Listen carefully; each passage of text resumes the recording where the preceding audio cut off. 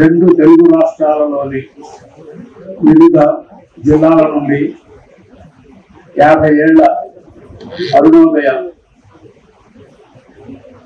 ఈ సభకు ఆవిష్కరణ కార్యక్రమానికి ఇచ్చేసినటువంటి మిత్రులకు, మేధావులకు, కళాకారులకు, రచయితలకు, ఉద్యమకారులకు అందరికీ అభినందనలు.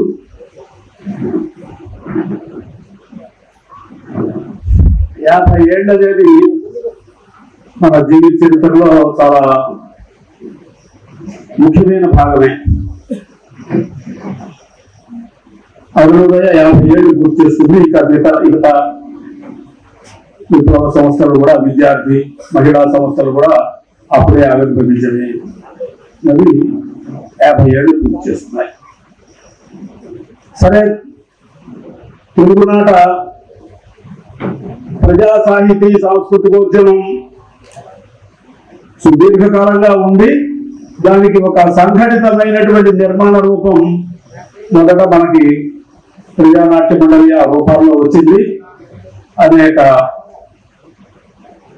కారణాలు, పర్యవసానాలు, పరిణామాల వల్ల కొన్ని మార్పులు జరిగాయి. నక్సల్ మరియు శ్రీకాకుళం, గోదావరి లోయ ఈ పోరాటాల నేపథ్యంలో నుంచి ఈ అరుణోదయ సాంస్కృతిక ఉద్యమం వచ్చింది. అప్పటికే మరి 1970లో విప్లవ రచయితల సంఘం ఏర్పడింది. నేను మొదటి విప్లవ రచయితల సంఘం మహాసభ ఖమ్మంలో జరిగినప్పుడు హాజరయ్యాను. అప్పటి నుంచి ఈ సాహితీ సాంస్కృతిక అంత ముందు నుంచి కూడా వీటిలో కొనసాగుతూ వస్తున్నాను. సరే, ఈ రోజు నన్ను ప్రధానోపన్యాసం చేయడానికి నాకు అవకాశము, ఆ గౌరవము మన కామ్రేడ్స్ కల్పించడానికి ఒక ముఖ్య కారణం ఏమై ఉంటుందంటే, అరుణోదయకు అంటే ఇందాక భరద్వాజ గారు చెప్పారు, ఒక సూర్యుడు సమస్త జీవులకు తాను ఒక్కొక్కండై తోచు అని బందర కోటల గారు రాశారు అనుకోండి. అక్కడ అట్లా అరుణోదయులు ఒక్కొక్కళ్ళకు ఒక్కొక్క రకంగా కనిపించినటువంటి అరుణోదయులు కూడా ఉన్నాయి మనకి. ఎందుకంటే 74 నాటికి మేము తెనాల్లో మేము ఒక అరుణోదయ మొదలు పెట్టిన ఉండేది. ఈ అరుణోదయతో సంబంధం లేదు. భూసాంశంలో ఒక ఆ అరుణోదయలో ఒక ముఖ్యుడు తెనాలి అరుణోదయలో. సరే, అది పేరు ఎవరైనా వాడవచ్చు. అంతకు ముందే 1972లో ఇదే హైదరాబాద్ నగరంలో నవోదయ సాహితీ సాంస్కృతిక సమాఖ్య ఏర్పడింది. మరి ఆర్ట్ లవర్స్ సంస్థ నుంచి తర్వాత ప్రజా కళామండలి ఏర్పడింది. ఇట్లా అది ఒక విచిత్రమైన పరిస్థితి తెలుగునాట ఏర్పడి ఉంది. ఏమిటంటే, అది విప్లవోద్యమపు పాయలతో ముడిపడి ఉంది. అది కళాకారులతో ముడిపడ్డ విషయం కాదు. అది విప్లవోద్యమానికి సంబంధించినటువంటి ముఖ్యమైన విషయం అది. సరే, అది ఈ రోజున మనం 50 ఏళ్ల సందర్భంగా మనం మాట్లాడుకునేటప్పుడు ఈ 50 ఏళ్ల కాలంలో ఎంతో మంది కామ్రేడ్స్ ఎంతో కృషి చేశారు. తమ జీవిత కాలం ఉద్యమాల కోసమే వెచ్చించిన వాళ్ళు, ప్రాణత్యాగాలు చేసిన వాళ్ళు ఉన్నారు. ఒరిగిపోతున్న జెండాన్ని నిలబెట్టడానికి తీవ్రంగా ప్రయత్నం చేసిన వాళ్ళు ఉన్నారు. కొందరు ఇదంతా ఐఐటి కాదు, పోయేది కాదులే అని వాళ్ళ సొంత జీవితాల్లోకి, లేక ఈ ఇబ్బందులు లేని రాజకీయాల్లోకో ఈ సంస్థల్లోకో వెళ్ళిపోయిన వాళ్ళు కూడా ఉన్నారు. ఇట్లా ఈ 50 ఏళ్ల చరిత్ర మనకి అనేక తీపి గుర్తులతో, చేదు జ్ఞాపకాలతో ఉన్నది. సరే,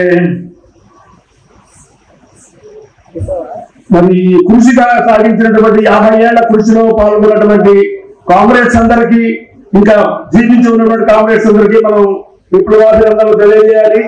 ఆ కృషిలో పాల్గొన్న వాళ్ళందరికీ మనం విప్లవ జోహాలను చెప్పాలి. వాళ్ళని స్ఫూర్తిగా తీసుకుని భవిష్యత్తు ఉద్యమానికి మనం బాటలు వేసుకోవాల్సిన అవసరం ఉంది.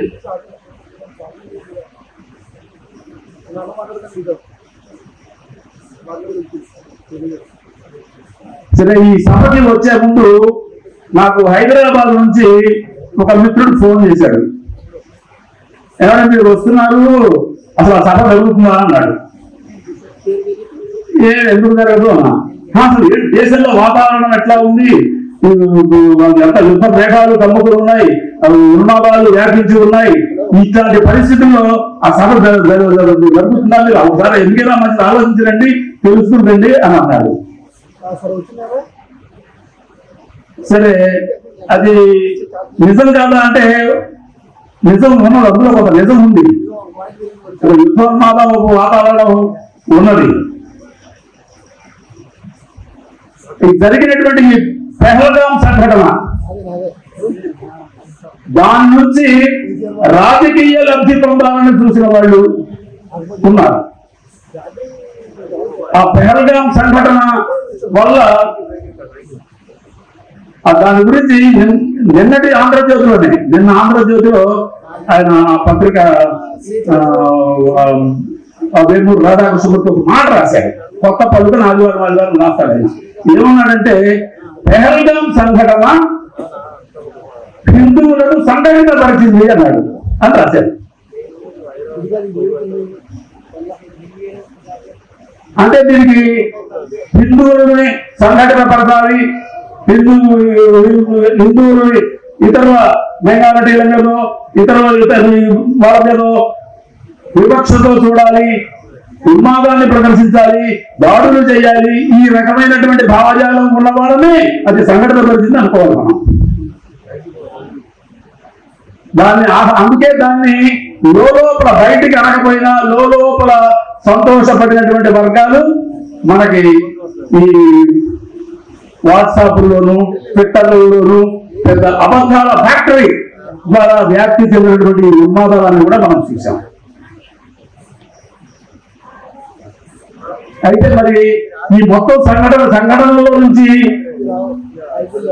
నేర్చుకోవాల్సిందో, కప్పి పెట్టిన విషయాలు ఏమున్నాయి? ఇది ఈ మీడియా ఎక్కడ మాట్లాడాల, కప్పి పెట్టిన విషయాలు మాట్లాడాల.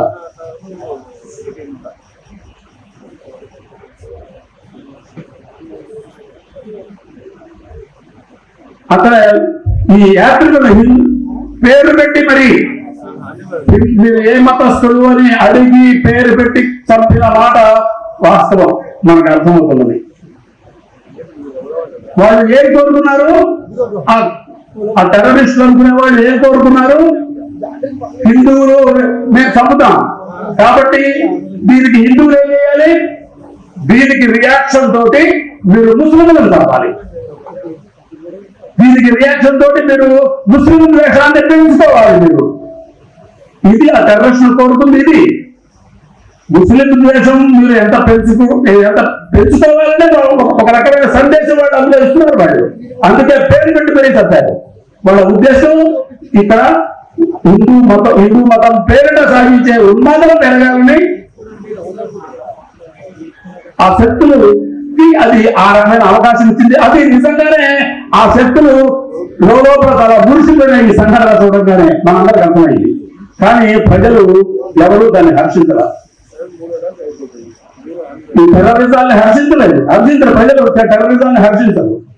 సరే, టెర్రరిజానికి మతం ఉంటుందా ఉండదా అని చూస్తే అనేది చర్చ ఇంతకు ముందే జరిగింది. ఎల్కే అద్వానీ గారు ఒకసారి ఒక ప్రకటన చేశాడు. టెర్రరిజానికి మతం ఉండదు అని ఆయనే ప్రకటన చేశాడు. ఆయన హోంమంత్రిగా ఉన్న రోజుల్లోనే ఒక ప్రకటన చేశాడు, టెర్రరిజానికి మతం ఉండదు అని.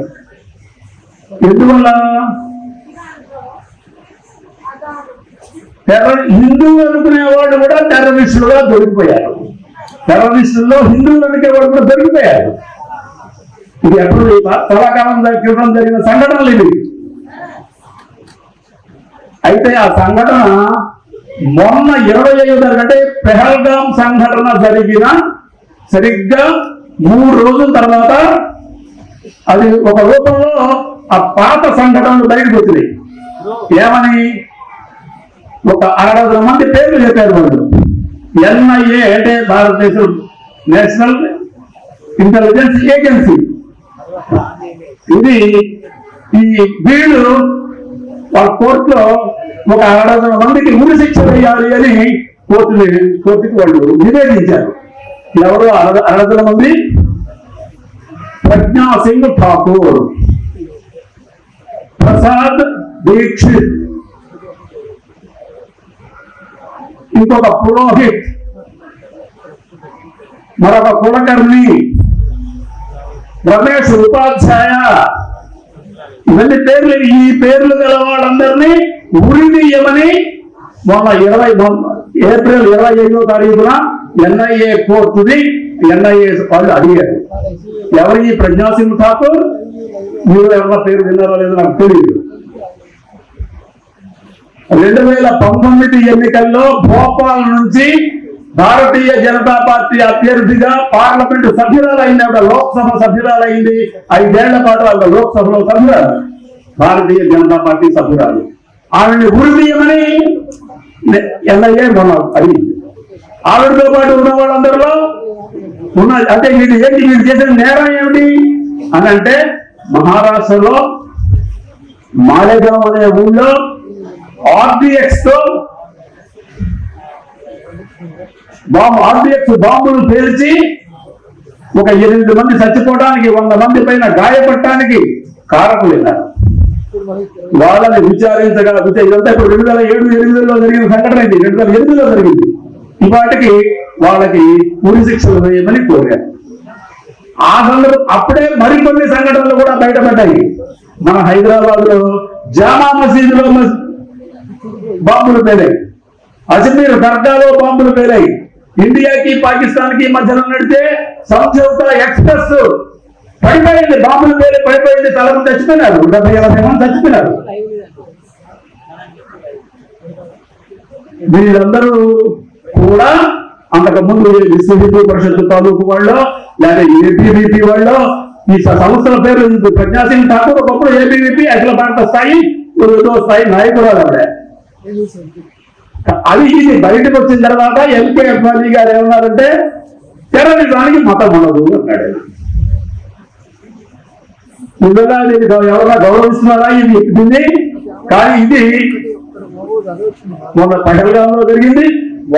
మరి వాస్తవంగా పెహల్గాంలో ఈ హిందూ యాత్రికులని కాపాడిన వాళ్ళందరూ కాశ్మీరీ ముస్లింలు.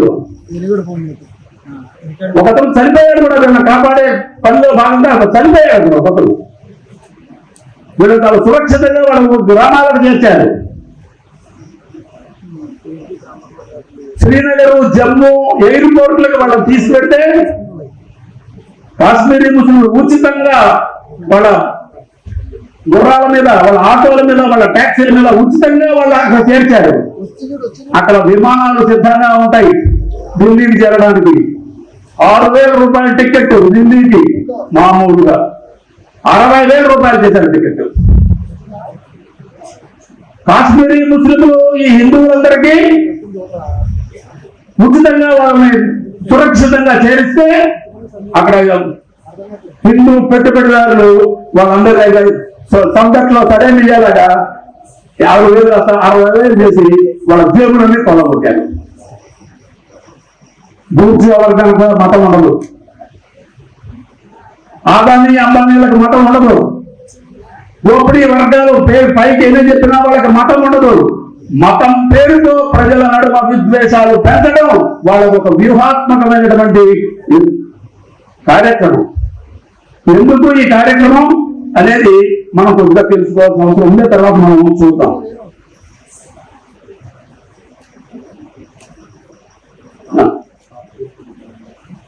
మాట్లాడు దాని గురించి ఇప్పుడు మనకి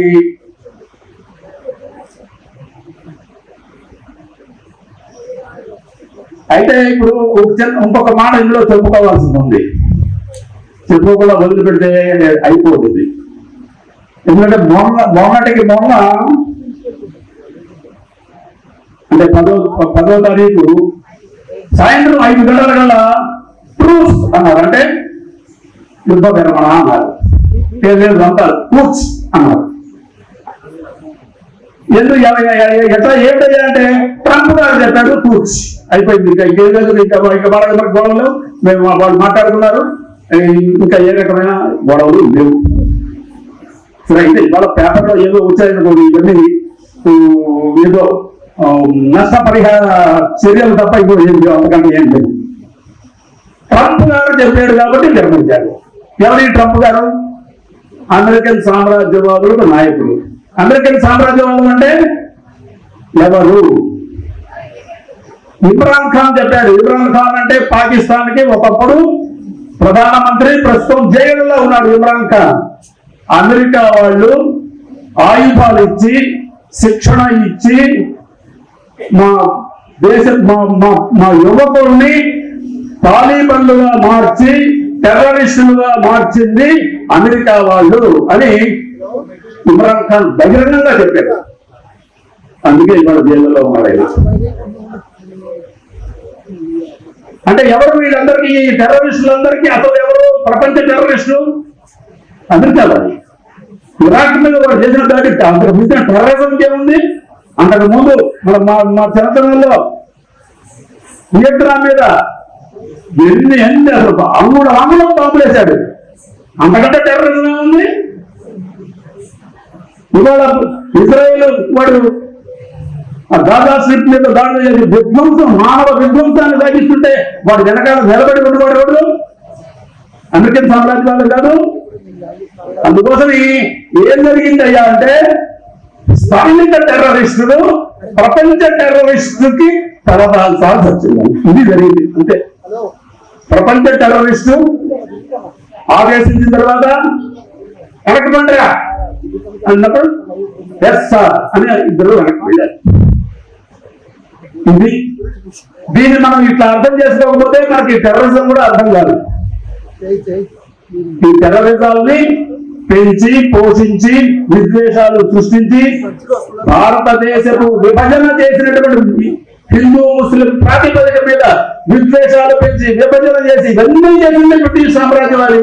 ఆ బ్రిటిష్ సామ్రాజ్యవాది వదిలిపెట్టిన చెప్పుల్లో కాళ్ళు పెట్టిన వాళ్ళు భారత పాలకులు. వాడు పడితే ఆ స్థానాన్ని అందిపుచ్చుకున్న వాడు అమెరికన్ సామ్రాజ్యవాది. వాళ్ళు ఇప్పటికీ ఇంకా మనకి అవన్నీ వాళ్ళు కొనసాగిస్తూనే ఉన్నారు.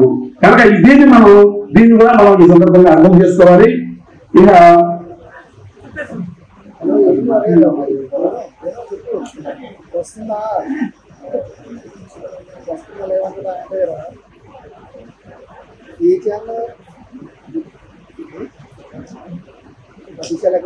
సరే, అరుణోదయ కార్యకలాపాల గురించి మాట్లాడుకోవాల్సింది ఉంది, చాలానే ఉంది.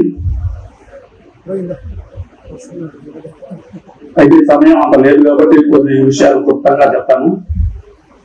ఇదే హైదరాబాద్ మహానగరంలో 1991లో నిజాం కాలేజీ గ్రౌండ్స్ లో ఒక పెద్ద బహిరంగ సభ జరిగింది. దాదాపు 70-80 వేల మంది హాజరైనారు ఆ సభకి.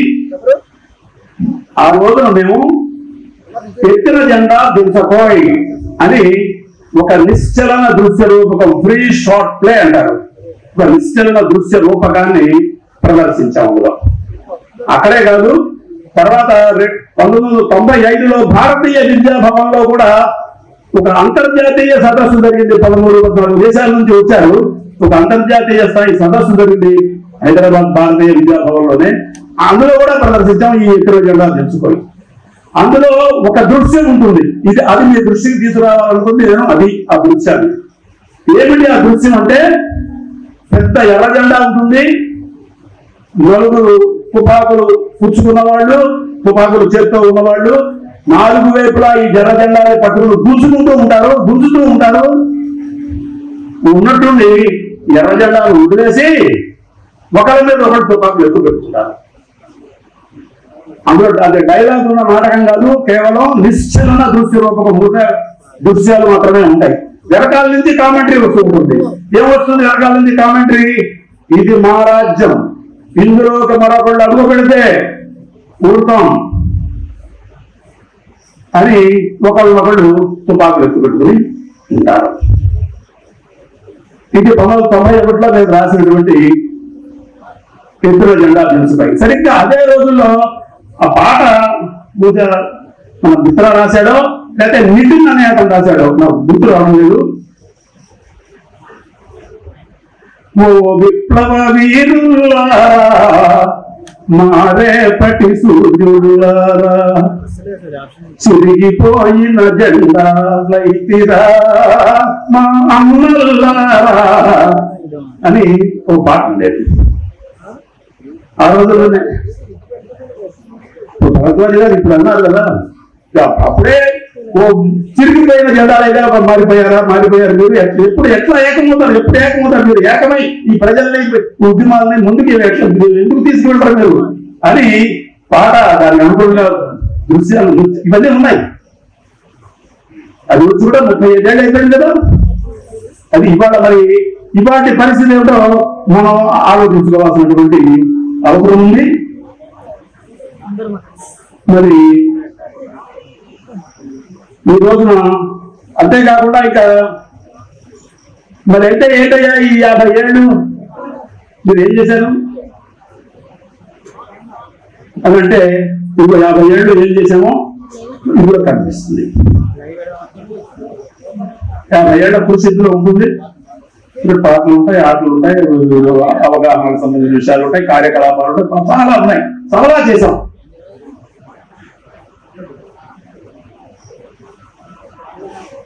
నలభై 48 ఏళ్లుగా ప్రజా సాహిత్య పత్రిక నడుస్తుంది. 480 సంచికలు రాబోతున్నాయి. వచ్చే సంచిక 480వ సంచిక ప్రజా సాహితీ. అది చూపిస్తే కూడా ఏం చేసామో తెలుస్తుంది. ఇంకా ఆడుతారా విరసం సంస్థలు విప్లవ సంస్థలు ఉన్నాయి. మనకి ఏ కృషి చేసామో మనం రకరకాల రూపాయలు మనకు అభివృద్ధి తెలుస్తాయి.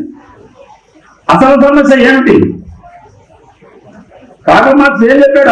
అసలు విషయం ఏమని చెప్పాడు కార్ల్ మార్క్స్? ఈ ప్రపంచాల గురించి తత్వవేత్తలు అనేక విధాలుగా వ్యాఖ్యానించారు. కానీ అసలు విషయం దీన్ని మార్చటం, అది ఎట్లా అని మనం వేసుకోవాలి. దాన్ని మార్చడమే అసలు విషయం అన్నాడైనా. ఇప్పుడు మనం వేసుకోవాల్సిన ప్రశ్న, ఈ 50 ఏళ్ళు చాలా చేశాం, ఏం సాధించాం? ఇది మనం ప్రశ్న వేసుకోవాల్సిందే. చాలా ఆవేదన కలుగుతుంది, ఒక్కోసారి బాధ కలుగుతుంది. జీవితాలు దానికోసమే అంకితమై విశ్రాంతి లేకుండా ఉరుకులు పరుగులతో కార్యకలాపాలు నిర్వహించినటువంటి కాంగ్రెస్ చాలా మంది ఉన్నారు. సరే, మనతో పాటు నడుస్తూనే కాలం చేసిన వాళ్ళు ఉన్నారు. పెద్దలు కాలూరు వెంకటేశ్వరరావు గారు లాంటి వాళ్ళు ఉన్నారు. మన అరుగుదయ రామారావు లాంటి వాళ్ళు ఉన్నారు. మన నూతన్ ఉన్నాడు. ఎంతమంది ఉన్నారు కాంగ్రెస్ పేర్లు చెప్పుకుంటే వీళ్ళు చాలా ఉంటాయి.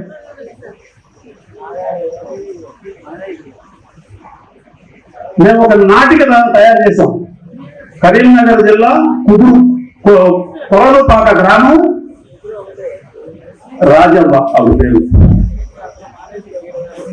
స్థానిక పెత్తందారులు ఆవిడ ఉద్యమాల్లో పాల్గొంటుంది, రైతు కూలీ సంఘాల్లో పాల్గొంటుంది. ఆవిడ పాల్గొననివ్వకుండా అవమానం చేయాలని ఒక స్త్రీని ఎలా అవమానించకూడదో అలా అవమానించారు. నువ్వు పోరాటాల రాజవ్వ అయినా సరే ఆవిడ ఉద్యమాల్లో పాల్గొంటూనే వచ్చింది.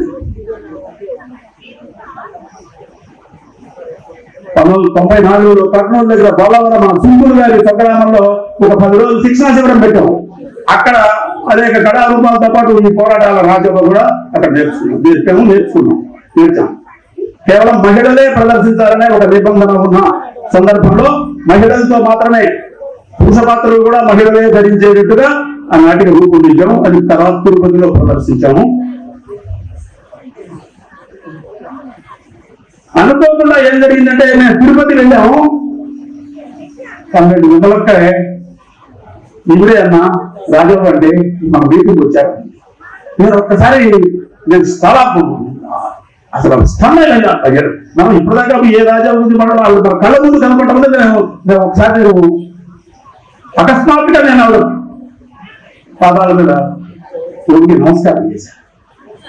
ఆవిడ అంత అవమానాలకు గురై కూడా ఉద్యమాల్లో పాల్గొంటే ఇక్కడ మీటింగ్ ఇప్పుడు ఆవిడ ఎదురుకుండా ఆవిడ మీద జరిగినటువంటి ఈ అత్యాచారాల సంఘటనలు ఆ గ్రామంలో వాటిని ప్రదర్శించాలి. ఆవిడ ఎదురుకుండా ఉంటుందంట, ప్రేక్షకుల్లో ఉంటుందంట. ఇది ఈ రకమైనటువంటి కళారూపాలు ఇప్పుడు ప్రదర్శించాం.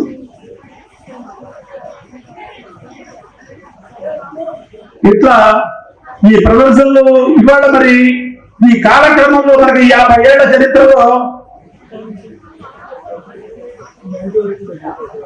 అనేక సమస్యలు కూడా ఎదుర్కొన్నాం. సైద్ధాంతిక సమస్యలు ఎదుర్కొన్నాం, అవగాహన సమస్యలు ఎదుర్కొన్నాం. వర్గాన్ని ఎలా అర్థం చేసుకోవాలి, కులాన్ని ఎట్లా అర్థం చేసుకోవాలి, సమస్యలు ఎదుర్కొన్నాం. దాని గురించి ఆంతరికంగా బహిరంగంగా చాలా చర్చలు జరిగినాయి.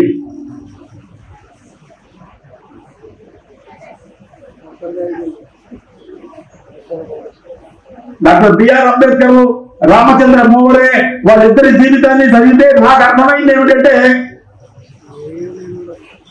ఇది వాళ్ళిద్దరి మధ్యన ఉన్న వాళ్ళిద్దరికి వేర్వేరు. రామచంద్ర మోహరే కమ్యూనిస్ట్ పార్టీ, అంబేద్కర్ కాదు.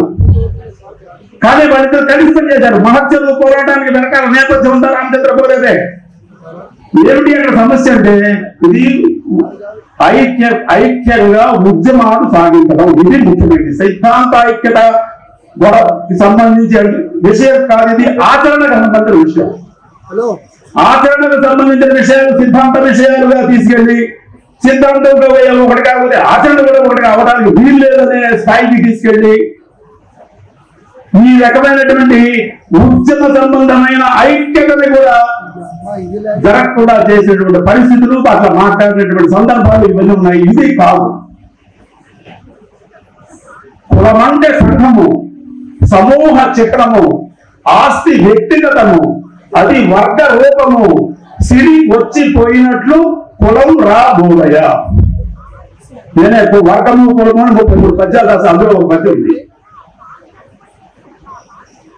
సమూహం, కులం అంటే సమూహం, వ్యక్తి కాదు కులం.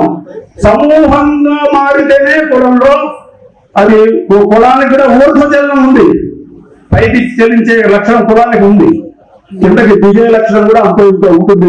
వేమన చెప్పాడు, ఎప్పుడో చెప్పాడు ఈ బుక్ కూడా.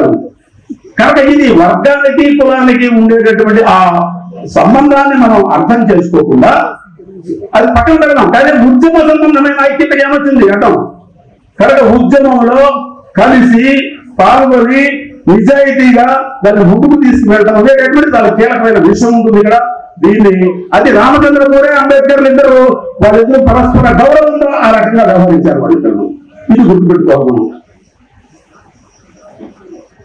సరే, ఈ రోజున ఆదివాసీల మీద అనేక రూపాల్లో ఇవాళ భారత పాలక వర్గాలు, కేంద్ర పాలక వర్గాలు దాడులు చేస్తున్నాయి. మనకి ఛత్తీస్గఢ్ లో అందులో భాగమే. మణిపూర్ లో ఏం జరిగిందో మనకు తెలుసు. అనేక ఇతర ప్రాంతాల్లో కూడా ఏం జరుగుతుందో మనకి ఆదివాసీలు ఎక్కడెక్కడ ఆందోళన చేస్తుంటే, పోరాటం చేస్తుంటే వాళ్ళ నీళ్ళలో దాడులు జరుగుతున్నాయి. అయితే ఛత్తీస్గఢ్ లో ఆయుధాలు పుచ్చుకున్నారు కనుక వాళ్ళ మీద మనకి వాళ్ళ హతం చేస్తున్నటువంటి ఇది ఉంది తప్ప ఆదివాసీలని, పోరాడే ఆదివాసీలని పాలక వర్గాలు ఏది స్టేట్ చేయగల. ఎందుకంటే వాళ్ళకి అక్కడ ఉన్నటువంటి సంపదలు కావాలి. ఆ సంపదల కోసం వీళ్ళని అక్కడి నుంచి పరిమితి చేయాలి, అదంతా స్వాధీనం చేసుకోవాలి. ఇది మొత్తం పాలక వర్గాలకి ఆ మొత్తం ఒక వ్యూహంలో భాగం. అది ఈ దేశపు బడాబుద్యోగ వర్గాలకి, సామ్రాజ్యవాదాల యొక్క ఉమ్మడి ప్రయోజనంలో భాగం. కనుక మన పోరాటం మరి ఎందుకు అందరం మరి సామ్రాజ్యవాదాన్ని వ్యతిరేకిస్తూనే ఉంటాము, మాట్లాడుతూనే ఉంటాము.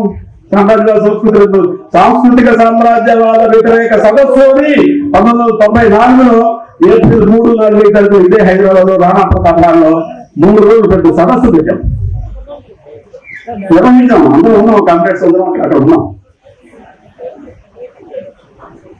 మరి ఆ సదస్సులో అనేక పత్రాలు, అనేక సాంస్కృతిక ప్రదర్శనలు, సామ్రాజ్యవాద సంస్కృతి ఎట్లా మీడగొట్టి పడిపోతుంది, ప్రపంచీకరణతో ఏ ప్రమాదం వస్తుందని. మరి సామ్రాజ్యవాదానికి వ్యతిరేకంగా అందరూ మాట్లాడతారు, వామపక్ష లేక విప్లవకారులు అందరూ మాట్లాడారు. ఎందుకు కలిసి ఉద్యమం చేయలేకపోతున్నారు? అదంటే ఇది మనం తీవ్రంగా ఆలోచించుకోవాల్సిన విషయం, ప్రశ్నించుకోవాల్సిన విషయం, లోపల బయట కూడా చర్చించుకోవాల్సిన విషయం. ఇది అదేమీ లేకుండా all is well with this world అనుకుంటే ఆ ప్రపంచం ఏమి బాగుపడదు. మనకి ఏమి ఉన్నా, ఏ వాస్తవికంగా మనం ఏమి అంటే ఏంగిల్స్ ఒక మాట చెప్పాడు చరిత్ర గురించి. చరిత్ర గురించి సరైన గుణపాఠాలు తీసుకొని వాళ్ళు చరిత్ర చేత శిక్షింపబడతారు అని చెప్పాడు. చరిత్ర చేత శిక్షింపబడతారు. మనం అట్లా చరిత్ర చేత శిక్షింపబడే పరిస్థితుల్లో కానీ మనం ఉన్నామేమో మనకు మనం ఆలోచించుకోవాలని చెప్పి నేను కోరుతున్నాను. ఈ రోజున ఒక పెద్ద సంక్షోభం, ప్రపంచవ్యాప్తంగా పెట్టుబడిదారీ ప్రపంచ సంక్షోభం, సామ్రాజ్యవాదం నెలకొంటున్న ప్రపంచీకరణ సంక్షోభం, ఇవన్నీ ఉన్నాయి. ఇవన్నీ ఇట్లా ఉండగా ఇంకా కొన్ని సమస్యలు కూడా వస్తున్నాయి. ఏమిటది? అసలు ఈ దేశంలో భూస్వామ్యం లేదు, అంతా పెట్టుబడిదారీ విధానమే. ఇక్కడ భూస్వామ్య వ్యతిరేక నూతన ప్రజాస్వామిక విప్లవం అవసరం లేదు. నూతన ప్రజాస్వామిక సంస్కృతి కోసం పోరాటం అనేది అది తప్పుడు విధానం. బూర్జువా సంస్కృతికి వ్యతిరేకమైన పోరాటమే మనం సాగించాల్సినంత అని ఇట్లా మాట్లాడుతూ ఉన్నారు. మన దేశంలో బూర్జువా సంస్కృతి ప్రవేశించిందే సామ్రాజ్యవాదులతో. మన దేశంలో బూర్జువా సంస్కృతి ఏదో సర్వ స్వతంత్రంగా ఏం లేదు. ఇక్కడ బూర్జువా సంస్కృతి సామ్రాజ్యవాదంతో మిళితమై వాళ్ళ సంఖ్య కింద దూరి వాళ్ళ పెట్టుబడి మీద ఆధారపడుతూ బతుకుతున్నటువంటి వ్యవస్థ ఇక్కడ ఉంది. ఆ వ్యవస్థే ఈ కాలం చెల్లిపోయిన భూస్వామ్యాన్ని కూడా కాపాడుతుంది. భూస్వామ్యం లేదు లేదు అంటున్నారు కదా మీరు. కులం ఎక్కడి నుంచి ఎట్లా బతుకుంది కులం? కాకతీయుల నాడు ఏ అగ్ర కులాలు కాకతీయ సామ్రాజ్యాలు ఏలాయని చెప్పుకున్నారు? లరమ, రెడ్డి, కమ్మ, బ్రాహ్మణ. వాటికి తెలుగునాట తెలుగు వారి ఏలేటటువంటి ఆ కాకతీయులకి వీళ్ళకి జీవ సంబంధం ఏమి లేకపోవచ్చు. వాళ్ళకి వీళ్ళకి ఏ రకమైన బంధుత్వాలు లేకపోవచ్చు. కానీ అవే పేరు కలిగినటువంటి కులాల ఆధిపత్యం ఈ వాటికి తెలుగు రాష్ట్రాల తెలుగు నాట ఉంది. అంటే 700 సంవత్సరాల క్రితము ఫ్యూడల్ వ్యవస్థ యొక్క లక్షణాలు రకరకాల రూపంలో కనవేసుకుని ఇక్కడ మనకి ఇప్పటికి కూడా కొనసాగుతుంది. కనుక ఫ్యూడల్ వ్యతిరేకమైనటువంటి ఫ్యూడల్ సంస్కృతికి వ్యతిరేకమైనటువంటి ఈ పోరాటం అనేటువంటిది చాలా ముఖ్యమైనటువంటిది మనం అర్థం చేసుకోవాలి. మన ఫ్యాసిజం గురించి కూడా మనం చాలా మాట్లాడుకుంటున్నాం. ఫ్యాసిజం యొక్క మూలాలు భారతదేశంలో మూలాలు.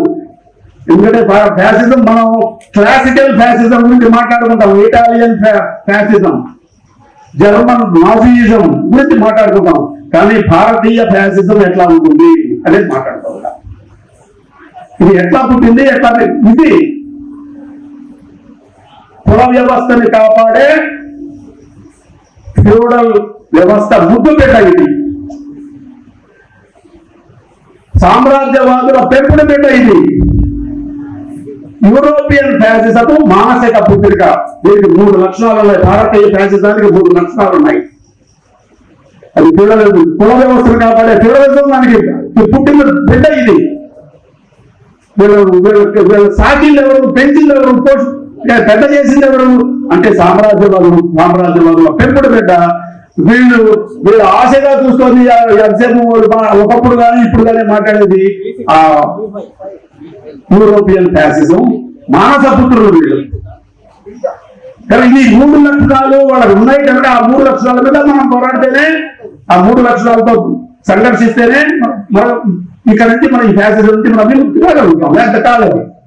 అంటే మరి ఆ ఫ్యూడల్ వ్యవస్థకి వ్యతిరేకమైన పోరాటం లేకుండా, సామ్రాజ్యవాదానికి వ్యతిరేకమైన పోరాటం లేకుండా, ఈ కార్మిక కర్షక ఐక్యత లేకుండా అనేక మందికి ఈ వ్యవస్థ చేత పీడింపబడుతూ ఉన్నటువంటి ఆదివాసీలు, దళితులు, మహిళలు, మైనారిటీలు వీళ్ళందరినీ ఈ పోరాటాల్లో ఐక్యం చేసి ముందుకు తీసుకువెళ్లకుండా మనం ఈ ఫ్యాసిస్టులను కూడా ఓడించడం, మొత్తంగా మనం ఒక నూతన ప్రజాస్వామిక సంస్కృతిని నిర్మించాలంటే ఈ పోరాటాల్లో నుండే మనం ముందుకు వెళ్ళగలుగుతాం, ముందుకు తీసుకువెళ్ళగలుగుతాం.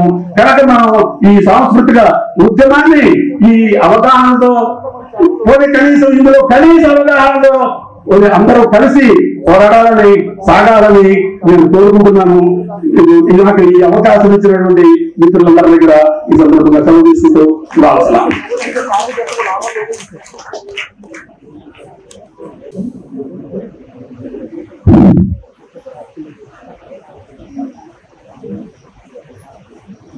రెండు తెలుగు రాష్ట్రాలలోని వివిధ జిల్లాల నుండి 50 ఏళ్ల అరుణోదయ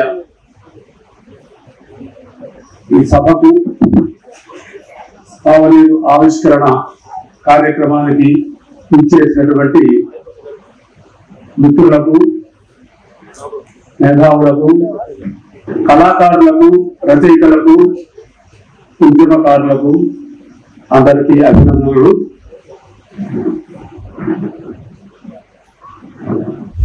50 ఏళ్ళనేది మన జీవిత చరిత్రలో చాలా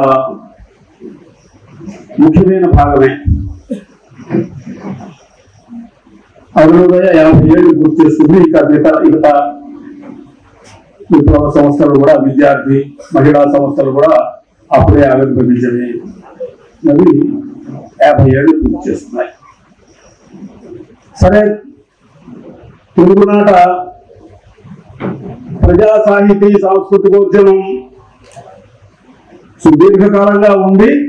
దానికి ఒక సంఘటితమైనటువంటి నిర్మాణ రూపం మొదట మనకి ప్రజానాట్య మండలి ఆ రూపంలో వచ్చింది. అనేక కారణాలు, పర్యవసానాలు, పరిణామాల వల్ల కొన్ని మార్పులు జరిగాయి. నక్సల్ మరియు శ్రీకాకుళం, గోదావరి లోయ ఈ పోరాటాల నేపథ్యంలో నుంచి ఈ అరుణోదయ సాంస్కృతిక ఉద్యమం వచ్చింది. అప్పటికే మరి 1970లో విప్లవ రచయితల సంఘం ఏర్పడింది. నేను మొదటి విప్లవ రచయితల సంఘం మహాసభ ఖమ్మంలో జరిగినప్పుడు హాజరయ్యాను. అప్పటి నుంచి ఈ సాహితీ సాంస్కృతిక అంత ముందు నుంచి కూడా వీటిలో కొనసాగుతూ వస్తున్నాను. సరే, ఈ రోజు నన్ను ప్రధానోపన్యాసం చేయడానికి నాకు ఆ అవకాశము, ఆ గౌరవము మన కామ్రేడ్స్ కల్పించడానికి ఒక ముఖ్య కారణం ఏమై ఉంటుందంటే, అరుణోదయకు అంటే ఇందాక భరద్వాజ గారు చెప్పారు, ఒక సూర్యుడు సమస్త జీవులకు తాను ఒక్కొక్కండై తోచు అని దగ్గర కోటల గారు రాశాడు అనుకోండి. అక్కడ అట్లా అరుణోదయులు ఒక్కొక్కళ్ళకు ఒక్కొక్క రకంగా కనిపించినటువంటి అరుణోదయులు కూడా ఉన్నాయి మనకి. ఎందుకంటే 74 నాటికి మేము తెనాల్లో మేము ఒక అరుణోదయ మొదలు పెట్టిన ఉండేది. ఈ అరుణోదయతో సంబంధం లేదు. భూసాంశంలో ఒక ఆ అరుణోదయలో ఒక ముఖ్యుడు తెనాలి అరుణోదయలో. సరే, అది పేరు ఎవరైనా వాడవచ్చు. అంతకు ముందే 1972లో ఇదే హైదరాబాద్ నగరంలో నవోదయ సాహితీ సాంస్కృతిక సమాఖ్య ఏర్పడింది. మరి ఆర్ట్ లవర్స్ సంస్థ నుంచి తర్వాత ప్రజా కళామండలి ఏర్పడింది. ఇట్లా అది ఒక విచిత్రమైన పరిస్థితి తెలుగునాట ఏర్పడి ఉంది. ఏమిటంటే అది విప్లవోద్యమపు పాయలతో ముడిపడి ఉంది. అది కళాకారులతో ముడిపడ్డ విషయం కాదు. అది విప్లవోద్యమానికి సంబంధించినటువంటి ముఖ్యమైన విషయం అది. సరే, అది ఈ రోజున మనం 50 ఏళ్ల సందర్భంగా మనం మాట్లాడుకునేటప్పుడు ఈ 50 ఏళ్ల కాలంలో ఎంతో మంది కామ్రేడ్స్ ఎంతో కృషి చేశారు. తమ జీవిత కాలం ఉద్యమాల కోసమే వెచ్చించిన వాళ్ళు, ప్రాణత్యాగాలు చేసిన వాళ్ళు ఉన్నారు. ఒరిగిపోతున్న జెండాన్ని నిలబెట్టడానికి తీవ్రంగా ప్రయత్నం చేసిన వాళ్ళు ఉన్నారు. కొందరు ఇదంతా ఐఐటి కాదు, పోయేది కాదులే అని వాళ్ళ సొంత జీవితాల్లోకి, లేక ఈ ఇబ్బందులు లేని రాజకీయాల్లోకో ఈ సంస్థల్లోకో వెళ్ళిపోయిన వాళ్ళు కూడా ఉన్నారు. ఇట్లా ఈ 50 ఏళ్ల చరిత్ర మనకి అనేక తీపి గుర్తులతో, చేదు జ్ఞాపకాలతో ఉన్నది. సరే, మరి కృషిగా సాగించినటువంటి 50 ఏళ్ల కృషిలో పాల్గొన్నటువంటి కాంగ్రెస్ అందరికీ, ఇంకా జీవించి ఉన్నటువంటి కాంగ్రెస్ అందరికీ మనం విప్లవాదులందరూ తెలియజేయాలి. ఆ కృషిలో పాల్గొన్న వాళ్ళందరికీ మనం విప్లవ జోహాలను చెప్పాలి. వాళ్ళని స్ఫూర్తిగా తీసుకుని భవిష్యత్తు ఉద్యమానికి మనం బాటలు వేసుకోవాల్సిన అవసరం ఉంది.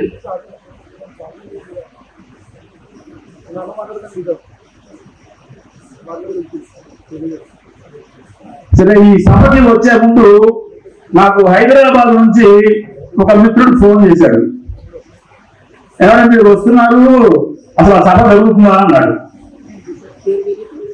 ఎందుకు జరగదు అన్నా. అసలు దేశంలో వాతావరణం ఎట్లా ఉంది, ఎంత యుద్ధ మేఘాలు కమ్ముకుని ఉన్నాయి, ఉన్మాదాలు వ్యాపించి ఉన్నాయి. ఇట్లాంటి పరిస్థితుల్లో ఆ సభ జరుగుతుందా, మీరు ఒకసారి ఎందుకైనా మంచిది ఆలోచించండి, తెలుసుకుంటండి అని అన్నాడు. సరే, అది నిజం కాదా అంటే నిజం ఉన్నది, అందులో ఒక నిజం ఉంది. యుద్ధోన్మాద వాతావరణం ఉన్నది. జరిగినటువంటి పెహల్గాం సంఘటన, దాని నుంచి రాజకీయ లబ్ధి పొందాలని చూసిన వాళ్ళు ఉన్నారు. ఆ పెహల్గాం సంఘటన వల్ల దాని గురించి నిన్నటి ఆంధ్రజ్యోతిలోనే, నిన్న ఆంధ్రజ్యోతిలో ఆయన పత్రిక వేమూరు రాధాకృష్ణమూర్తి ఒక మాట రాశాడు. కొత్త పలుకుని ఆదివారం రాస్తాడు. ఆయన ఏమన్నాడంటే, పెహల్గాం సంఘటన హిందువులను సంఘటితపరిచింది అన్నాడు అని రాశాడు. అంటే దీనికి హిందువులని సంఘటితపరచాలి, హిందువులు ఇతర మైనారిటీల మీద, ఇతర వాళ్ళ మీద వివక్షతో చూడాలి, ఉన్మాదాన్ని ప్రదర్శించాలి, దాడులు చేయాలి, ఈ రకమైనటువంటి భావజాలం ఉన్న వాళ్ళని అది సంఘటన పరిస్థితి అనుకోవాలి మనం. అందుకే దాన్ని లోపల బయటికి అనకపోయినా లోపల సంతోషపడినటువంటి వర్గాలు మనకి ఈ వాట్సాప్లోను, ట్విట్టర్లోను పెద్ద అబద్ధాల ఫ్యాక్టరీ ద్వారా వ్యాప్తి చెందినటువంటి ఉన్మాదాలను కూడా మనం చూసాం. అయితే మరి ఈ మొత్తం సంఘటనలో నుంచి నేర్చుకోవాల్సిందో, కప్పిపెట్టిన విషయాలు ఏమున్నాయి? ఇది ఈ మీడియా ఎక్కడ మాట్లాడాల, కప్పిపెట్టిన విషయాలు మాట్లాడాల.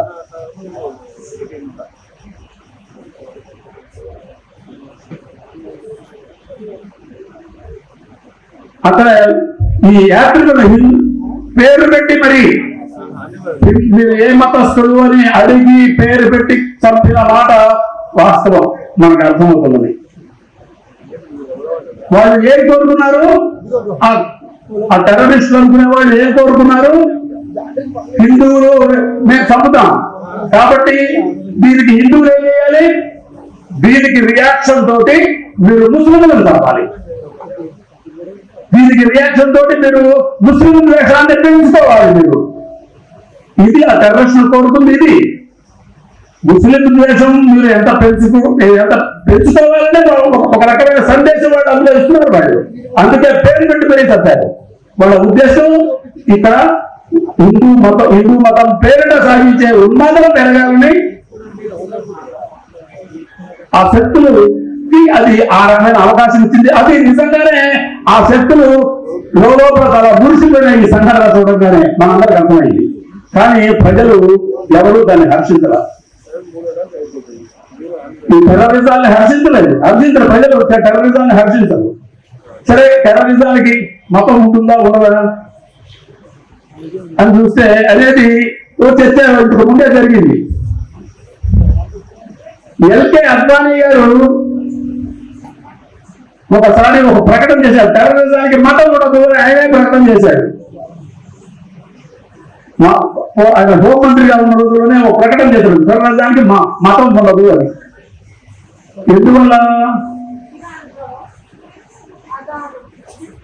హిందువులు అనుకునే వాళ్ళు కూడా టెర్రరిస్టులుగా దొరికిపోయారు. టెర్రరిస్టుల్లో హిందువులు అనుకునే వాళ్ళు కూడా దొరికిపోయారు. ఇది ఎప్పుడు చాలా కాలం క్రితం జరిగిన సంఘటనలు ఇవి. అయితే ఆ సంఘటన మొన్న 25 అంటే పెహల్గాం సంఘటన జరిగిన సరిగ్గా 3 రోజుల తర్వాత అది ఒక రూపంలో ఆ పాత సంఘటనలు బయటకు వచ్చినాయి. ఏమని? ఒక 60 మంది పేర్లు చెప్పారు వాళ్ళు. NIA అంటే భారతదేశం నేషనల్ ఇంటెలిజెన్స్ ఏజెన్సీ.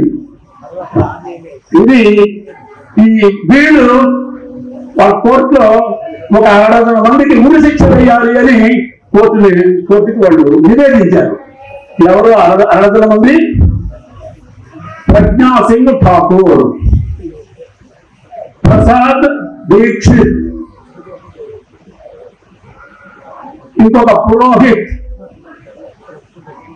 మరొక కులకర్ణి, రమేష్ ఉపాధ్యాయ. ఇవన్నీ పేర్లు. ఈ పేర్లు గల వాళ్ళందరినీ ఉరిదీయమని మొన్న ఏప్రిల్ 25వ తారీఖున NIA కోర్టుని NIA వాళ్ళు అడిగారు. ఎవరు ఈ ప్రజ్ఞా సింగ్ ఠాకూర్? మీరు ఎవరి పేరు విన్నారో లేదో నాకు తెలియదు. 2019 ఎన్నికల్లో భోపాల్ నుంచి భారతీయ జనతా పార్టీ అభ్యర్థిగా పార్లమెంటు సభ్యురాలైంది. ఆవిడ లోక్సభ సభ్యురాలైంది. 5 ఏళ్ల పాటు ఆవిడ లోక్సభలో సభ్యురాలు, భారతీయ జనతా పార్టీ సభ్యురాలు. ఆవిడని ఉరిదీయమని NIA మొన్న అడిగింది. ఆవిడతో పాటు ఉన్న వాళ్ళందరిలో అంటే వీళ్ళు చేసిన నేరం ఏమిటి అని అంటే, మహారాష్ట్రలో మాలేగాం అనే ఊళ్ళో RDX తో RDX బాంబులు పేల్చి ఒక 8 మంది చచ్చిపోవడానికి, 100 మంది పైన గాయపడటానికి కారకులైనారు. వాళ్ళని విచారించగా ఇదంతా ఇప్పుడు 2007-8లో జరిగిన సంఘటన ఇది. 2008లో జరిగింది. ఇవాటికి వాళ్ళకి ఉరి శిక్షలు వేయమని కోరారు. ఆ సందర్భం అప్పుడే మరికొన్ని సంఘటనలు కూడా బయటపడ్డాయి. మన హైదరాబాద్ లో జామా మసీదులో బాంబులు పేలాయి, అజ్మీర్ దర్గాలో బాంబులు పేలాయి. ఇండియాకి పాకిస్తాన్ కి మధ్యలో నడిచే సంజౌతా ఎక్స్ప్రెస్ పడిపోయింది, బాంబులు పేలి పడిపోయింది. చాలా మంది చచ్చిపోయినారు, 70-80 మంది చచ్చిపోయినారు. వీళ్ళందరూ కూడా అంతకు ముందు విశ్వ హిందూ పరిషత్ తాలూకు వాళ్ళు, లేదా ABVP వాళ్ళు, ఈ సంస్థల పేరు ప్రజ్ఞా సింగ్ ఠాకూర్ ఒకప్పుడు ABVP అఖిల భారత స్థాయి స్థాయి నాయకురాలు ఆవిడ. అది ఇది బయటకు వచ్చిన తర్వాత LK అద్వానీ గారు ఏమన్నారంటే, టెర్రరిజానికి మతం ఉండదు అన్నాడు. నిజంగా ఎవరైనా గౌరవిస్తున్నారా దీన్ని? కానీ ఇది మొన్న పహల్గాంలో జరిగింది. మరి వాస్తవంగా పహల్గాంలో ఈ హిందూ యాత్రికులని కాపాడిన వాళ్ళందరూ కాశ్మీరీ ముస్లింలు. ఒకతను చనిపోయాడు కూడా, వీళ్ళని కాపాడే పనిలో భాగంగా అతను చనిపోయాడు. ఒకతను వీళ్ళు చాలా సురక్షితంగా వాళ్ళ గ్రామాలకు చేర్చారు. శ్రీనగర్, జమ్మూ ఎయిర్పోర్ట్లకు వాళ్ళని తీసుకెళ్తే కాశ్మీరీ ముస్లింలు ఉచితంగా వాళ్ళ గుర్రాల మీద, వాళ్ళ ఆటోల మీద, వాళ్ళ ట్యాక్సీల మీద ఉచితంగా వాళ్ళు అక్కడ చేర్చారు. అక్కడ విమానాలు సిద్ధంగా ఉంటాయి ఢిల్లీకి చేరడానికి. 6,000 రూపాయల టికెట్ ఢిల్లీకి. మామూలుగా 60,000 రూపాయలు చేశారు టికెట్. కాశ్మీరీ ముస్లింలు ఈ హిందువులందరికీ ఉచితంగా వాళ్ళని సురక్షితంగా చేరిస్తే అక్కడ హిందూ పెట్టుబడిదారులు వాళ్ళందరూ సంతట్లో సరైన ఇయ్యాలగా 50,000 60,000 చేసి వాళ్ళ జేబులన్నీ కొల్లగొట్టారు. బూర్జీ వర్గానికి మతం ఉండదు, ఆదాని అంబానీలకు మతం ఉండదు, దోపిడీ వర్గాలు పైకి ఏమి చెప్పినా వాళ్ళకి మతం ఉండదు. మతం పేరుతో ప్రజల నడుమ విద్వేషాలు పెంచడం వాళ్ళకు ఒక వ్యూహాత్మకమైనటువంటి కార్యక్రమం. ఎందుకు ఈ కార్యక్రమం అనేది మనం కొద్దిగా తెలుసుకోవాల్సిన అవసరం ఉండే, తర్వాత మనం చూద్దాం.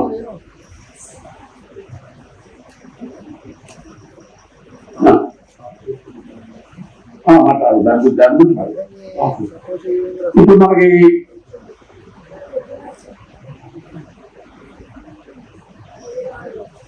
అయితే ఇప్పుడు ఇంకొక మాట ఇందులో చెప్పుకోవాల్సింది ఉంది, చెప్పుకోకుండా వదిలిపెడితే అయిపోతుంది. ఎందుకంటే మొన్నటికి మొన్న అంటే 10వ తారీఖు సాయంత్రం 5 గంటల కల్లా ట్రూస్ అన్నారు, అంటే యుద్ధ విరమణ అన్నారు, అంటారు ట్రూస్ అన్నారు. ఎందుకు ఎట్లా ఏంటయ్యా అంటే ట్రంప్ గారు చెప్పాడు ట్రూస్ అయిపోయింది, ఇంకా వాళ్ళ గొడవలు మేము వాళ్ళు మాట్లాడుకున్నారు, ఇంకా ఏ రకమైన గొడవలు లేవు. సరే అయితే ఇవాళ పేపర్లో ఏదో వచ్చాయనుకోండి, ఇవన్నీ ఏదో నష్టపరిహార చర్యలు తప్ప ఇప్పుడు ఏం లేవు, అంతకంటే ఏం లేదు. ట్రంప్ గారు చెప్పాడు కాబట్టి నిర్మించారు. ఎవరి ట్రంప్ గారు? అమెరికన్ సామ్రాజ్యవాదులకు నాయకుడు. అమెరికన్ సామ్రాజ్యవాదం అంటే ఎవరు? ఇమ్రాన్ ఖాన్ చెప్పాడు. ఇమ్రాన్ ఖాన్ అంటే పాకిస్తాన్ కి ఒకప్పుడు ప్రధానమంత్రి, ప్రస్తుతం జైలులో ఉన్నాడు ఇమ్రాన్ ఖాన్. అమెరికా వాళ్ళు ఆయుధాలు ఇచ్చి శిక్షణ ఇచ్చి మా దేశ మా యువకుల్ని తాలిబన్లుగా మార్చి టెర్రరిస్టులుగా మార్చింది అమెరికా వాళ్ళు అని ఇమ్రాన్ ఖాన్ బహిరంగంగా చెప్పారు. అందుకే ఇవాళ జైల్లో ఉన్నాడు ఆయన. అంటే ఎవరు వీళ్ళందరికీ, ఈ టెర్రరిస్టులందరికీ అసలు ఎవరు ప్రపంచ టెర్రరిస్టులు? అమెరికా వాళ్ళు. ఇరాక్ మీద వాడు చేసిన దాడి అంతకు మించిన టెర్రరిజం ఏముంది? అంతకు ముందు మా చరిత్రలో వియత్నాం మీద ఎన్ని అసలు అంగుళం బాంబులేశాడు. అంతకంటే టెర్రరిజం ఏముంది? ఇవాళ ఇజ్రాయేల్ వాడు గాజా స్ట్రిప్ మీద దాడులు చేసి విధ్వంసం, మానవ విధ్వంసాన్ని సాగిస్తుంటే వాడు వెనకాల నిలబడి ఉన్నవాడు ఎవడు? అమెరికన్ సామ్రాజ్యవాదం కాదు. అందుకోసం ఏం జరిగిందయ్యా అంటే స్థానిక టెర్రరిస్టులు ప్రపంచ టెర్రరిస్టుకి తలదాల్సాల్సి వచ్చింది. ఇది జరిగింది అంతే. ప్రపంచ టెర్రరిస్టు ఆదేశించిన తర్వాత వెనక్కి పండుగ అన్నప్పుడు ఎస్ సార్ అని ఇద్దరు వెనక్కి వెళ్ళారు. ఇది దీన్ని మనం ఇట్లా అర్థం చేసుకోకపోతే మనకి టెర్రరిజం కూడా అర్థం కాదు. ఈ టెర్రరిజాన్ని పెంచి పోషించి విద్వేషాలు సృష్టించి భారతదేశపు విభజన చేసినటువంటి హిందూ ముస్లిం ప్రాతిపదిక మీద విద్వేషాలు పెంచి విభజన చేసి ఇవన్నీ చేసింది బ్రిటిష్ సామ్రాజ్యవాది. ఆ బ్రిటిష్ సామ్రాజ్యవాది వదిలిపెట్టిన చెప్పుల్లో కాళ్ళు పెట్టిన వాళ్ళు భారత పాలకులు. వాడు పడితే ఆ స్థానాన్ని అందిపుచ్చుకున్న వాడు అమెరికన్ సామ్రాజ్యవాది. వాళ్ళు ఇప్పటికీ ఇంకా మనకి అవన్నీ వాళ్ళు కొనసాగిస్తూనే ఉన్నారు. కనుక దీన్ని కూడా మనం ఈ సందర్భంగా అర్థం చేసుకోవాలి. ఇక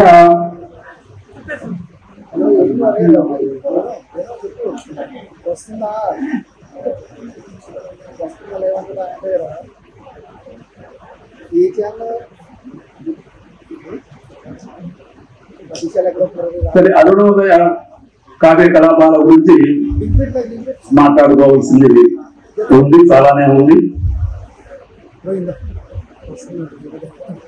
అయితే సమయం అంత లేదు కాబట్టి కొన్ని విషయాలు క్లుప్తంగా చెప్తాను. ఇదే హైదరాబాద్ మహానగరంలో 1991లో నిజాం కాలేజీ గ్రౌండ్స్ లో ఒక పెద్ద బహిరంగ సభ జరిగింది. దాదాపు 70-80 వేల మంది హాజరైనారు ఆ సభకి. ఆ రోజున మేము ఎత్తిన జెండా దించకోయ్ అని ఒక నిశ్చలన దృశ్య రూపకం, ఫ్రీ షార్ట్ ప్లే అంటారు, ఒక నిశ్చలన దృశ్య రూపకాన్ని ప్రదర్శించాం అందులో. అక్కడే కాదు, తర్వాత 1995లో భారతీయ విద్యాభవన్ లో కూడా ఒక అంతర్జాతీయ సదస్సు జరిగింది. 13-14 దేశాల నుంచి వచ్చారు. ఒక అంతర్జాతీయ స్థాయి సదస్సు జరిగింది హైదరాబాద్ భారతీయ విద్యాభవన్ లోనే. అందులో కూడా ప్రదర్శించాం ఈ ఇతర జెండాలు తెచ్చుకొని. అందులో ఒక దృశ్యం ఉంటుంది, అది మీ దృష్టికి తీసుకురావాలనుకుంటే నేను అది ఆ దృశ్యాన్ని.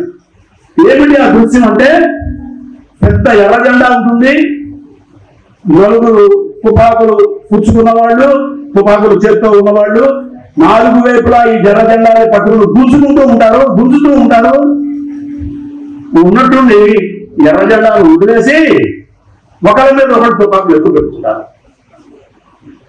అందులో అదే డైలాగ్ ఉన్న నాటకం కాదు, కేవలం నిశ్చలన దృశ్య రూపక దృశ్యాలు మాత్రమే ఉంటాయి. వెనకాల నుంచి కామెంటరీ వస్తూ ఉంటుంది. ఏమొస్తుంది వెనకాల నుంచి కామెంటరీ? ఇది మా రాజ్యం, ఇందులోకి మరొకళ్ళు అడుగు పెడితే ఊరుతాం అని ఒకళ్ళు తుపాకులు ఎక్కువ పెట్టుకుని ఉంటారు.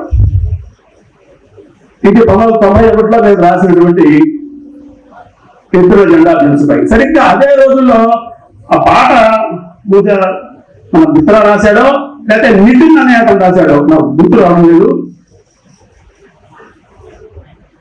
ఓ విప్లవ వీరులారా, మారేపటి సూర్యుడులారా, చిరిగిపోయిన జెండా లైతిరా మా అన్నల్లారా అని ఓ పాట ఉండేది ఆ రోజుల్లోనే. భరద్వాజ్ గారు ఇప్పుడు అన్నారు కదా, అప్పుడే ఓ చిరిగిపోయిన జెండాలుగా మారిపోయారు మీరు. ఎట్లా ఏకమవుతారు మీరు? ఏకమై ఈ ప్రజల్ని, ఉద్యమాలని ముందుకు ఎందుకు తీసుకువెళ్తారు మీరు అని పాట, దాన్ని అనుకూలంగా దృశ్యాలు ఇవన్నీ ఉన్నాయి. అది వచ్చి కూడా 35 ఏళ్ళు అయిపోయింది కదా. అది ఇవాళ మరి ఇవాటి పరిస్థితి ఏమిటో మనం ఆలోచించుకోవాల్సినటువంటి అవసరం ఉంది. మరి ఈ రోజున అంతేకాకుండా ఇంకా మరి అంటే ఏంటయ్యా ఈ 50 ఏళ్ళు మీరు ఏం చేశారు అదంటే, ఇంకో 50 ఏళ్ళు ఏం చేశామో ఇందులో కనిపిస్తుంది. 50 ఏళ్ల పరిస్థితిలో ఉంటుంది. ఇక్కడ పాటలు ఉంటాయి, ఆటలు ఉంటాయి, అవగాహనకు సంబంధించిన విషయాలు ఉంటాయి, కార్యకలాపాలు ఉంటాయి, చాలా ఉన్నాయి. చాలా చేశాం.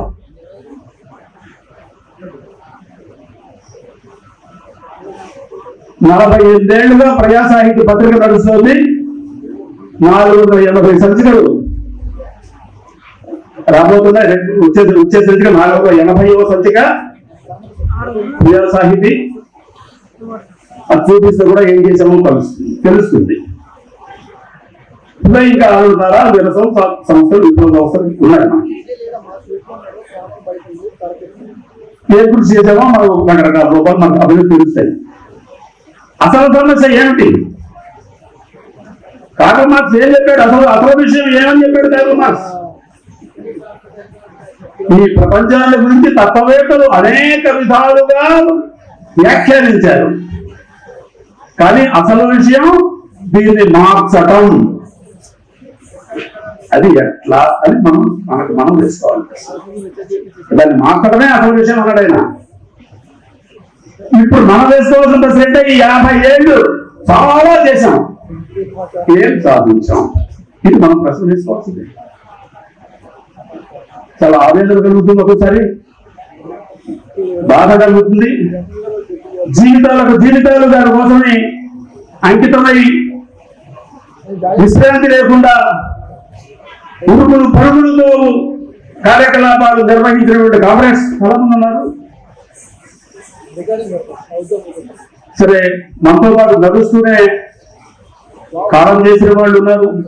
పెద్దలు కాంగ్రెస్ వెంకటేశ్వరరావు గారు లాంటి వాళ్ళు ఉన్నారు, మన అరవింద రామారావు లాంటి వాళ్ళు ఉన్నారు, మన నూతన్ ఉన్నాడు, ఎంతమంది ఉన్నారు. కాంగ్రెస్ పేర్లు చెప్పుకుంటే వీళ్ళు చాలా ఉంటాయి.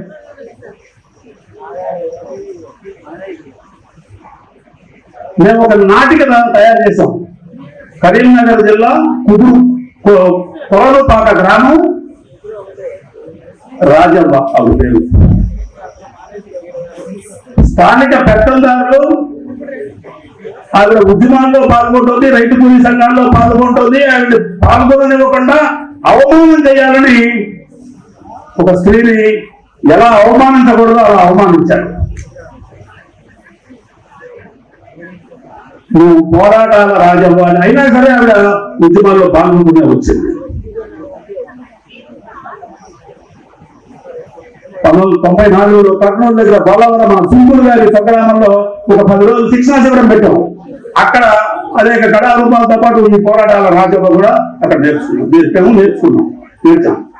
కేవలం మహిళలే ప్రదర్శించాలనే ఒక నిబంధన ఉన్న సందర్భంలో మహిళలతో మాత్రమే పురుష పాత్రలు కూడా మహిళలే ధరించేటట్టుగా ఆ నాటిక రూపొందించాము. అది తర్వాత తిరుపతిలో ప్రదర్శించాము. అనుకోకుండా ఏం జరిగిందంటే మేము తిరుపతి వెళ్ళాము. 12 గంటలకే ఇవిడే అన్న రాజవ్వ అంటే మన మీటింగ్ వచ్చారు.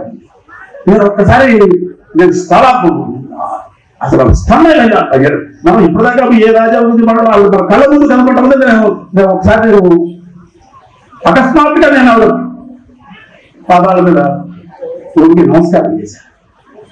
ఆవిడ అంత అవమానాలకు గురై కూడా ఉద్యమాల్లో పాల్గొంటే ఇక్కడ మీటింగ్కి ఇప్పుడు ఆవిడ ఎదురుకుండా ఆవిడ మీద జరిగినటువంటి ఈ అత్యాచారాల సంఘటనలు ఆ గ్రామంలో వాటిని ప్రదర్శించాలి. ఆవిడ ఎదురుకుండా ఉంటుందంట, ప్రేక్షకుల్లో ఉంటుందంట.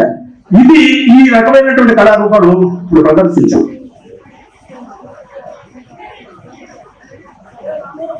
ఇట్లా ఈ ప్రదర్శనలు ఇవాళ మరి ఈ కాలక్రమంలో మనకి 50 ఏళ్ల చరిత్రలో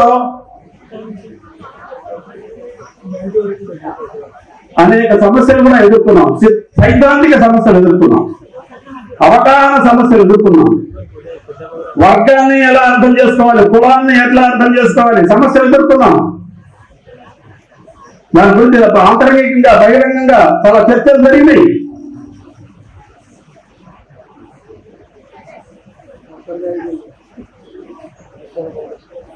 డాక్టర్ బిఆర్ అంబేద్కర్, రామచంద్ర మోహరే వాళ్ళిద్దరి జీవితాన్ని చదివితే నాకు అర్థమైంది ఏమిటంటే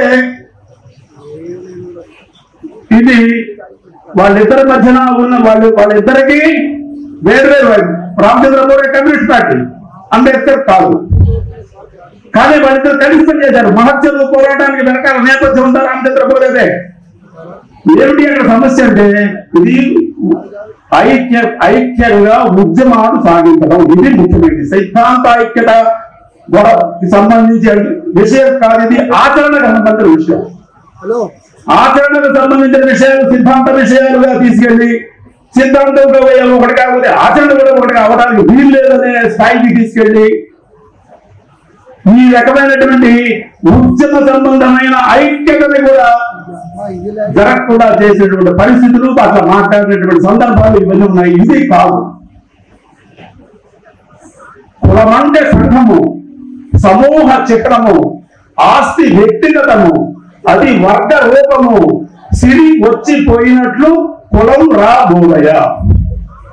నేనే వర్గము కులము అని 33 పద్యాలు రాసి అందులో ఒక పద్యం ఉంది. సమూహం, కులం అంటే సమూహం, వ్యక్తి కాదు కులం. సమూహంగా మారితేనే కులంలో అది కులానికి కూడా ఊర్ధ్వచలనం ఉంది. పైకి చెల్లించే లక్షణం కులానికి ఉంది, కిందకి దిగే లక్షణం కూడా అంత ఉంటుంది. వేమన చెప్పాడు, ఎప్పుడో చెప్పాడు ఈ బుక్ కూడా. కనుక ఇది వర్గానికి కులానికి ఉండేటటువంటి ఆ సంబంధాన్ని మనం అర్థం చేసుకోకుండా అది పక్కన పెడదాం. కానీ ఉద్యమ సంబంధమైన ఐక్యత ఏమొచ్చింది అంటాం. కనుక ఉద్యమంలో కలిసి పాల్గొని నిజాయితీగా దాన్ని ముందుకు తీసుకువెళ్ళడం అనేటటువంటి చాలా కీలకమైన విషయం ఉంటుంది ఇక్కడ. దీన్ని అది రామచంద్ర మోహరే, అంబేద్కర్ ఇద్దరు వాళ్ళిద్దరు పరస్పర గౌరవంతో ఆ రకంగా వ్యవహరించారు వాళ్ళిద్దరు. ఇది గుర్తుపెట్టుకోవాలి. సరే, ఈ రోజున ఆదివాసీల మీద అనేక రూపాల్లో ఇవాళ భారత పాలక వర్గాలు, కేంద్ర పాలక వర్గాలు దాడులు చేస్తున్నాయి. మనకి ఛత్తీస్గఢ్ లో అందులో భాగమే. మణిపూర్ లో ఏం జరిగిందో మనకు తెలుసు. అనేక ఇతర ప్రాంతాల్లో కూడా ఏం జరుగుతుందో మనకి ఆదివాసీలు ఎక్కడెక్కడ ఆందోళన చేస్తుంటే, పోరాటం చేస్తుంటే వాళ్ళ నేతల్లో దాడులు జరుగుతున్నాయి. అయితే ఛత్తీస్గఢ్ లో ఆయుధాలు పుచ్చుకున్నారు కనుక వాళ్ళ మీద మనకి వాళ్ళని హతం చేస్తున్నటువంటి ఇది ఉంది తప్ప ఆదివాసీలని పోరాడే ఆదివాసీలని పాలక వర్గాలు ఏది స్టేట్ చేయగల. ఎందుకంటే వాళ్ళకి అక్కడ ఉన్నటువంటి సంపదలు కావాలి. ఆ సంపదల కోసం వీళ్ళని అక్కడి నుంచి పరిణవేయాలి, అదంతా స్వాధీనం చేసుకోవాలి. ఇది మొత్తం పాలక వర్గాలకి ఆ మొత్తం ఒక వ్యూహంలో భాగం. అది ఈ దేశపు బడాబుద్యోగ వర్గాలకి సామ్రాజ్యవాదాల యొక్క ఉమ్మడి ప్రయోజనంలో భాగం కనుక మన పోరాటం మరి ఎందుకు అందరం మరి సామ్రాజ్యవాదాన్ని వ్యతిరేకిస్తూనే ఉంటాము, మాట్లాడుతూనే ఉంటాము. సామ్రాజ్యవాద సాంస్కృతిక సామ్రాజ్యవాద వ్యతిరేక సదస్సు అని 1994లో ఏప్రిల్ 3, 4 తారీఖు ఇదే హైదరాబాద్ లో రాణా ప్రతాప్ లో 3 రోజులు పెద్ద సదస్సు పెట్టాం, నిర్వహించాం. అందరూ ఉన్నాం, కాంగ్రెస్ అందరం అక్కడ ఉన్నాం.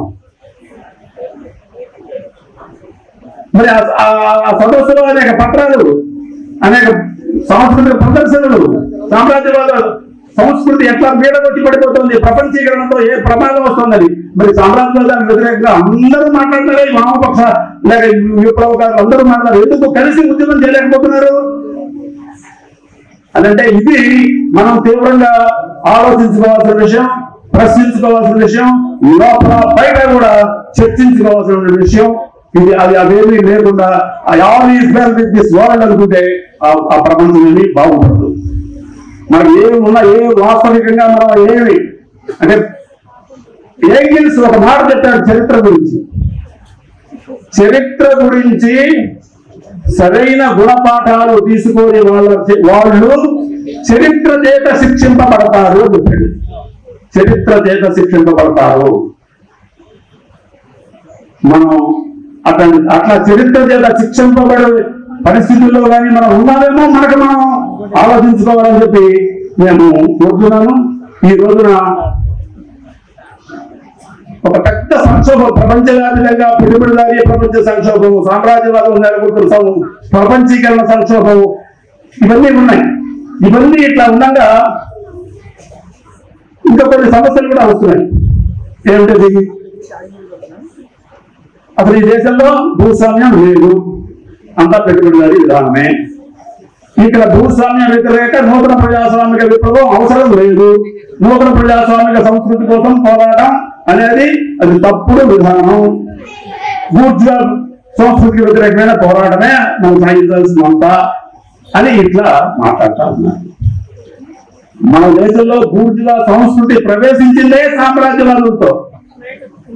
మన దేశంలో బూర్జువా సంస్కృతి ఏదో సర్వ స్వతంత్రంగా ఏం లేదు. ఇక్కడ బూర్జువా సంస్కృతి సామ్రాజ్యవాదంతో మిళితమై వాళ్ళ సంఖ్య కింద దూరి వాళ్ళ పెట్టుబడి మీద ఆధారపడుతూ బతుకుతున్నటువంటి వ్యవస్థ ఇక్కడ ఉంది.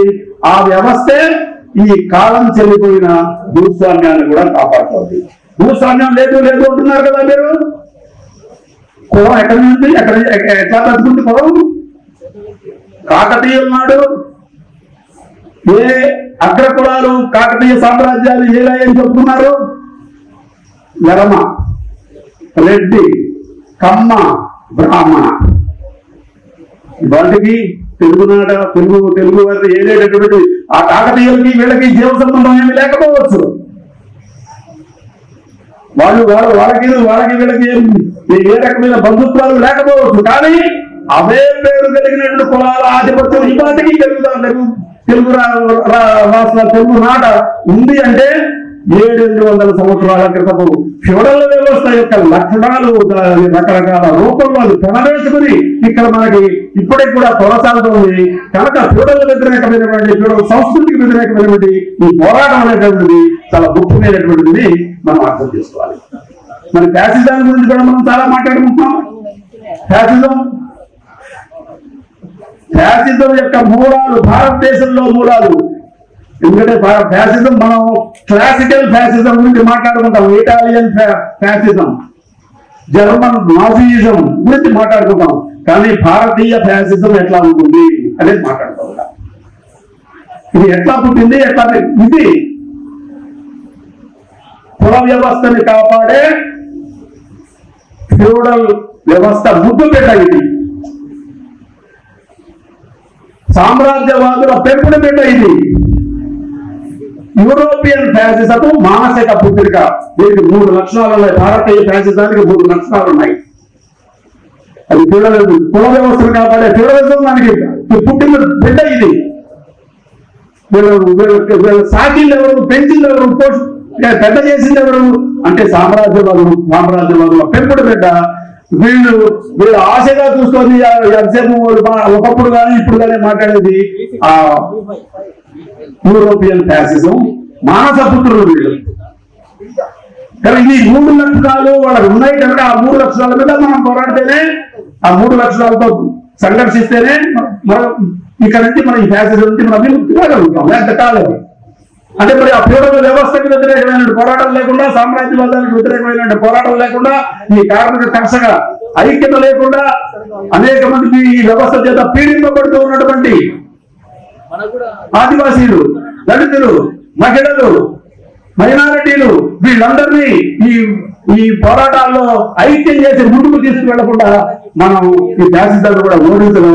మొత్తంగా మనం ఒక నూతన ప్రజాస్వామిక సంస్కృతిని నిర్మించాలంటే ఈ పోరాటాల్లో నుండే మనం ముందుకు వెళ్ళగలుగుతాం, ముందుకు తీసుకువెళ్ళగలుగుతాం. కనుక మనం ఈ సాంస్కృతిక ఉద్యమాన్ని ఈ అవగాహనతో కనీసం ఇందులో అవగాహనతో అందరూ కలిసి పోరాడాలని, సాగాలని నేను కోరుకుంటున్నాను. నాకు ఈ అవకాశం ఇచ్చినటువంటి మిత్రులందరి దగ్గర ఈ సందర్భంగా సెలవు తీసుకుంటూ